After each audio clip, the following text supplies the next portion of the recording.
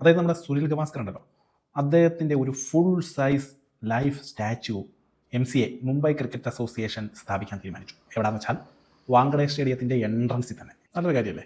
നമ്മൾ ഈ സുനിൽ ഗവാസ്കറെ കുറിച്ച് ഒരുപാട് അറിയേണ്ടിയിരിക്കുന്നു. അദ്ദേഹമാണ് ശരിക്കും പറഞ്ഞു കഴിഞ്ഞാൽ ഇന്ത്യൻ ടീമിലെ ആദ്യത്തെ ഒരു ലെജൻഡ് എന്നൊക്കെ പറയാൻ പറ്റുക. പിന്നെയാണ് നമ്മൾ കപിൽ ദേവ്, സച്ചിൻ അങ്ങനെ വരുന്നത്. ഫസ്റ്റത്തെ ഒരു ലെജൻഡ് എന്നൊക്കെ പറയാൻ പറ്റുന്ന ആൾ ഇദ്ദേഹം തന്നെയാണ്. ഇദ്ദേഹം ഇപ്പം ഈ കമൻട്രി വന്നിട്ട് ഇങ്ങനെ ഓരോരോ കോമാളിത്തരമൊക്കെ പറഞ്ഞ് കോമാളിത്തരമൊക്കെ കാണിക്കുന്നതുകൊണ്ട് അദ്ദേഹത്തിൻ്റെ സ്റ്റൈലാണത്. നമ്മൾ ചിന്തിക്കുന്ന ഇത് ഏതോ ഒരു സാധാരണ മനുഷ്യനല്ലേ എന്നൊക്കെയാണ്. ഇവിടെ ഒരു ഭയങ്കര ഒരു പ്ലെയർ ആയിരുന്നു.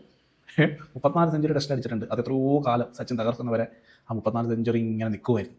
ടെസ്റ്റ് ഏറ്റവും കൂടുതൽ റൺസ് എടുത്തത് പുള്ളിയാണ്. ടെസ്റ്റിൽ പുള്ളി ഒരു അഗ്രഗണ്യനായിരുന്നു. പുള്ളി ഏത് കാലത്താണ് കളിച്ചതെന്ന് ആലോചിച്ചു. വെസ്റ്റ് ഇൻഡീസിലെയും ഓസ്ട്രേലിയയിലെയും ഇംഗ്ലണ്ടിലെയും ഒക്കെ ബൗളേഴ്സ് തീ തുപ്പുന്ന കാലത്ത് അവിടുത്തെ പിച്ചുകളും അങ്ങനത്തെ ബൗൺസി പിച്ചുകൾ, തലയ്ക്കും കാലിലും കൈക്കൊക്കെ ഏറുകൊണ്ടൊക്കെയാണ് ഇദ്ദേഹം റൺ എടുത്തിരിക്കുന്നത്. 1971 വെസ്റ്റ് ഇൻഡീസിൽ പോയിട്ട് ഇദ്ദേഹം 700 മേലെയാണ് റൺസ് അടിച്ചിട്ടുണ്ട്. ആലോചിച്ചു. ആ 700-ഉം ഇന്നത്തെ 700 നമ്മൾ ഒരിക്കലും നമുക്ക് എന്തെയില്ല കമ്പയർ ചെയ്യാൻ പറ്റില്ല. അന്ന് DRS ഇല്ല, ഇതുപോലത്തെ ബാറ്റിംഗ് ഫ്രണ്ട്ലി വിക്കറ്റുകളും ഇല്ല, ഒന്നുമില്ല. അവിടെയൊക്കെ പോയിട്ട് 700 റണ്ണ്, ഏറ്റവും കൂടുതൽ ഒരു സീരീസ് റൺ എടുത്ത ആളൊക്കെ ഇദ്ദേഹമാണല്ലോ. ഇപ്പോഴല്ലേ ശുഭാങ്കിലൊക്കെ പോയിട്ട് ഇതൊക്കെ തകർക്കാൻ ശ്രമിക്കുന്നത്. ഇത്രയും കാലം ഇതിങ്ങനെ മുന്നോട്ട് കൊണ്ടുപോകുന്നില്ല ഇദ്ദേഹം.